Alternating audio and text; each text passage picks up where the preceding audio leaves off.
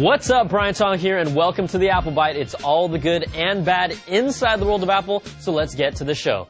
The latest beta of Apple's iPhone OS 3.2 for the iPad was recently released, and the rumor sites have been digging deep to find new clues. 9to5Mac has found icons in the SDK related to video chatting, and Erica Sadoun found APIs that test if the iPad has a front-facing camera, zoom, and a flash. Now we know the iPad doesn't have a camera, but video chatting is in the future pipeline for Apple's mobile devices, and it could possibly make it into the next-gen iPhone. The Photos app was also included in the beta SDK, and a fun new feature will be the ability to have a different lock screen from your home screen wallpaper on the iPad. Now I know you probably don't care about that, but honestly, I do, because it gives me a chance to have different pictures of my two favorite people. And even if some people were disappointed by its lack of features, a ChangeWave survey shows that 13% of respondents are somewhat or very likely to buy an iPad. That's higher than the 9% of people who responded to a similar survey prior to the launch of the original iPhone. And if I do the math correctly, Apple will sell 100 million iPads. Not really, but you know what? Actually, they might just do that. Now, AT&T has been getting butchered by users, especially in San Francisco and New York for its coverage, but a new PC World test has now put the iPhone's carrier at the top of their 13-city test on 3G performance for download speeds, upload speeds, and reliability. AT&T has touted their constant rollout of network upgrades, and you can see some of the drastic improvements for some of those cities compared to their tests last spring. Now, I've told you guys I've seen better performance a couple of shows ago. Sure, this survey's only 13 cities, but does this and will this change your mind about AT&T and using future devices on their network? Let us know, and we'll show off the Apple Biter Nation's thoughts next week. And the iTunes Music Store, that money-making machine, deserves the congratulations, reaching its 10 billionth song download. It revolutionized digital music distribution, so we had to give them some props, even if I'm buying all my music from Amazon's music store. All right, let's check out a tip from our least favorite CNET employee for making your computer experience a little more productive. Brian Tong here with CNET.com, and we're all doing so many things with our computers with multiple windows everywhere. Wouldn't it be nice if we could just keep a specific window like our chat or Hulu on top no matter what?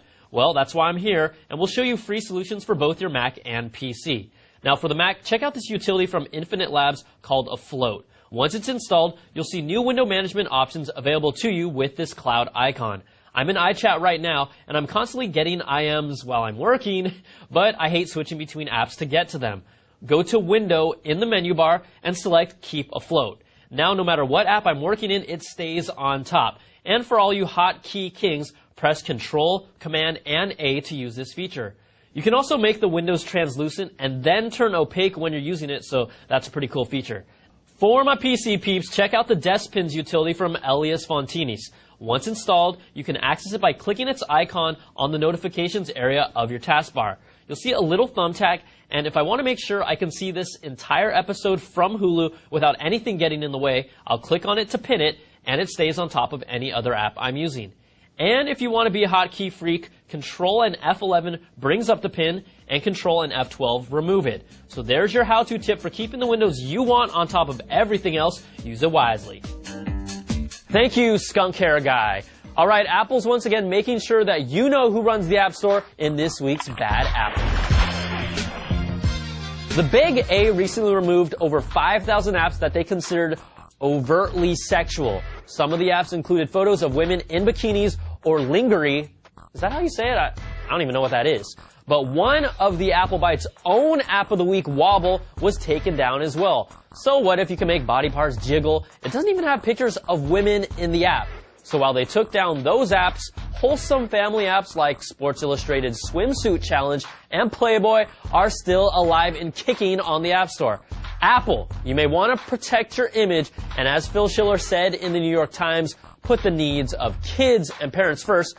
But you guys are idiots. Really, it's comforting to know that Father Jobs and the rest of you will always be looking out for us in the App Store. Maybe an explicit section for apps with another password and actually allowing adults and parents to decide what content is acceptable for their kids and themselves to access makes more sense. But you know, that would just be too hard to program. And guess what? We're throwing out the bad apple. All right, I'm done. I'm keeping my wobble, and if there's one thing you can't take away from me, it's my wobble. All right, that's going to do it for this week's show. Send me your emails to theapplebite@cnet.com. I'm Brian Tong. Thanks for watching, and come back next time for another bite of the apple.